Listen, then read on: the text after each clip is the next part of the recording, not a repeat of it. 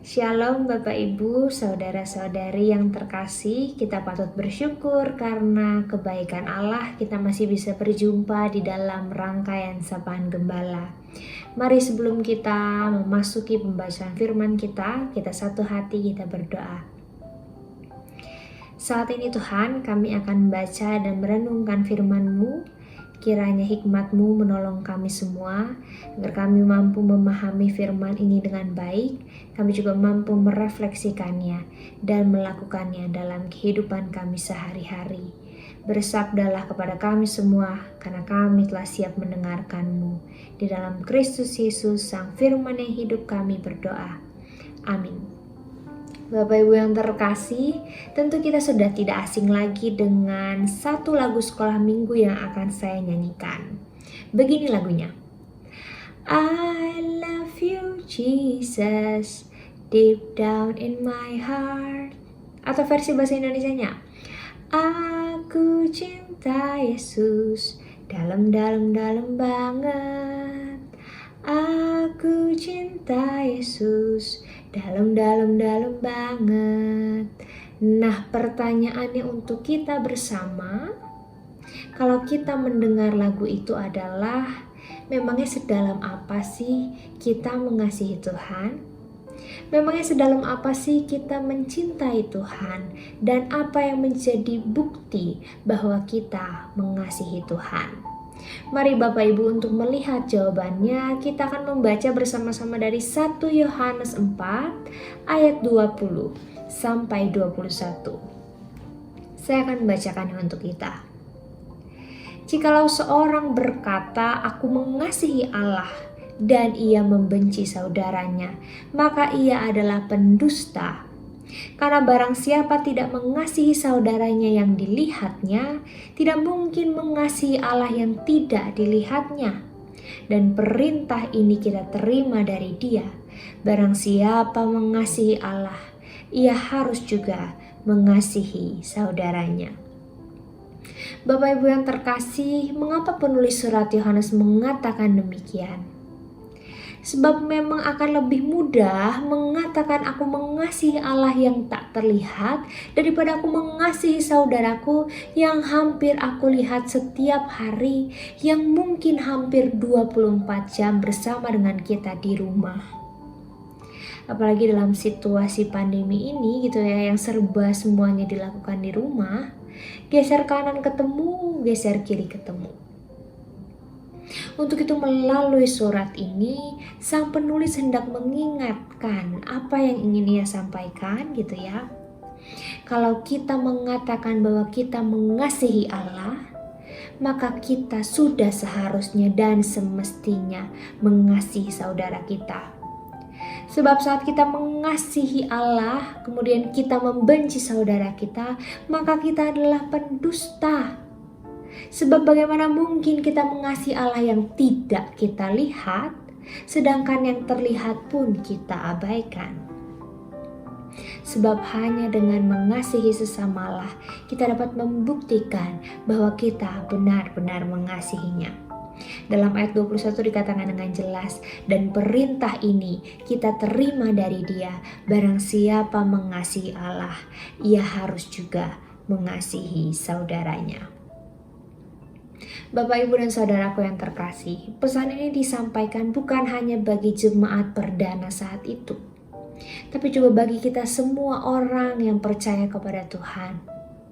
Ketika kita mengatakan bahwa kita mengasihi Allah, maka sudah seharusnya kita pun mengasihi sesama kita. Untuk itu mari kita berefleksi, mari kita berkaca, sudahkah kita mengasihi sesama kita? Mungkin kita bisa dengan lantang mengatakan, aku mengasihi Tuhan, aku berlajin pelayanan, aku membaca firman-Nya setiap hari, aku rajin mengikuti persekutuan. Wah, pokoknya aku selalu ambil pelayanan di tengah gereja. Tapi satu pertanyaannya sangat sederhana. Sudahkah aku mengasihi sesamaku sebagai wujud nyata dari mengasihi Tuhan? Terutama di tengah keluarga kita, karena bulan ini kita spesial merayakan bulan keluarga. Pertanyaannya adalah, sudahkah aku menyatakan kasih Allah di tengah keluargaku? Dan sudahkah anggota keluargaku merasakan kasih dan cinta Allah melalui kehadiranku? Bapak, Ibu, dan saudaraku yang terkasih, sebuah keluarga seharusnya menjadi tempat pertama kita menyatakan dan merasakan kasih Allah. Tapi pada realitasnya ada begitu banyak kerikil-kerikil kehidupan yang menghantam perjalanan bersama, yang kadang-kadang justru membuat kita sebagai anggota keluarga tidak saling mengasihi. Kita malah justru melukai satu dengan yang lainnya. Contohnya, ketika masalah ekonomi menghampiri keluarga, relasi antara suami istri yang tadinya hangat sekarang udah gak hangat lagi. Hari-hari hanya dipenuhi dengan pertengkaran, dipenuhi dengan keributan, mempermasalahkan dan mempersalahkan satu dengan yang lainnya. Tidak ada kedamaian, tidak ada kasih di tengah keluarga itu. Sebab kasih seharusnya saling mendukung, kasih seharusnya saling menopang apapun situasinya. Bukan saat lagi baik-baik saja, tapi bagaimanapun situasi yang sedang dihadapi, harusnya kita tetap mampu menyatakan kasih itu. Jadi ketika kita diizinkan untuk berada pada situasi itu, marilah kita menyikapinya dengan sikap yang dewasa. Kita duduk bersama, bukan untuk saling menyalahkan, bukan untuk bertengkar, tapi untuk berkomunikasi dengan baik.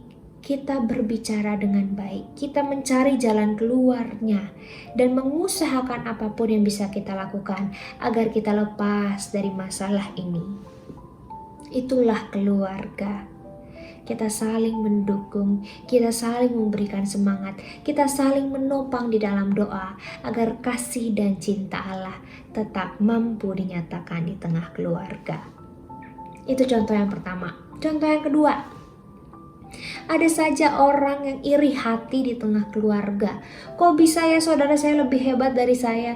Kok bisa ya kakak saya lebih hebat, lebih sukses? Kok bisa ya istri saya atau suami saya lebih hebat dari saya? Kemudian kita mulai iri hati, kita mulai menyimpan benci atas keberhasilan saudara kita, sesama kita dan pasangan kita.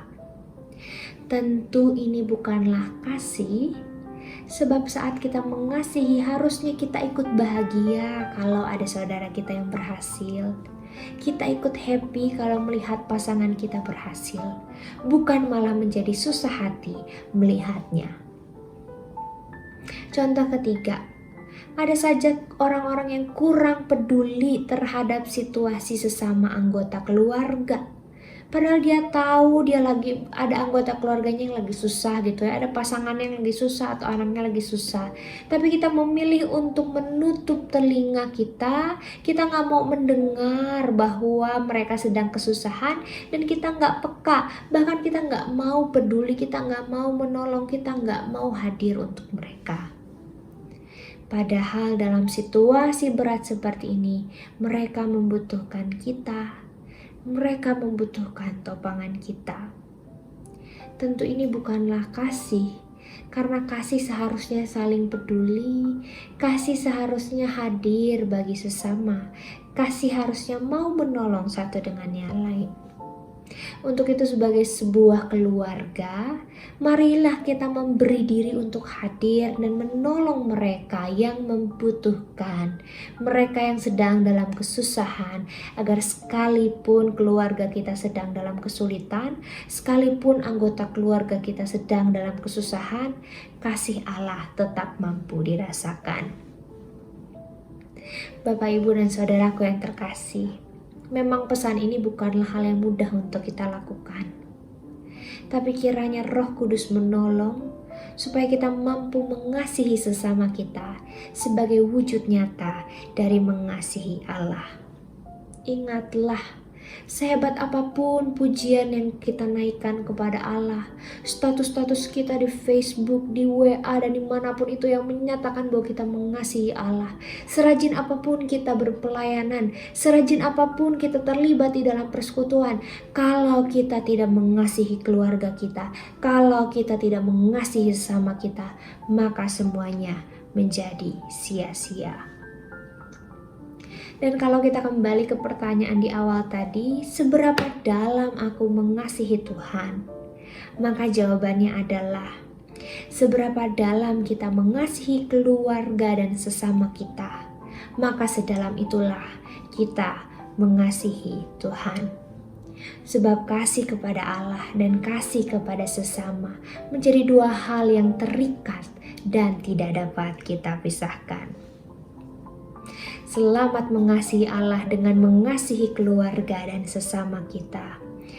Allah Sang Kasih dan Cinta akan menolong dan memampukan kita semua. Amin. Mari kita berdoa. Allah yang baik, terima kasih untuk firman-Mu yang mengingatkan pada kami. Ketika kami mengatakan kami mengasihi-Mu, maka kami dipanggil untuk mewujud nyatakan kasih itu kepada sesama kami. Untuk itu Tuhan, ampuni kami kalau selama ini kami mengatakan kami mengasihi-Mu, tapi kami masih abai pada keluarga kami, pada sesama kami, pada orang-orang di sekitar kami. Untuk itu saat ini ajarkan kami untuk berkomitmen untuk mengasihi sesama kami, seperti kami mengasihi Tuhan. Di dalam Kristus kami berdoa dan memohon. Amin.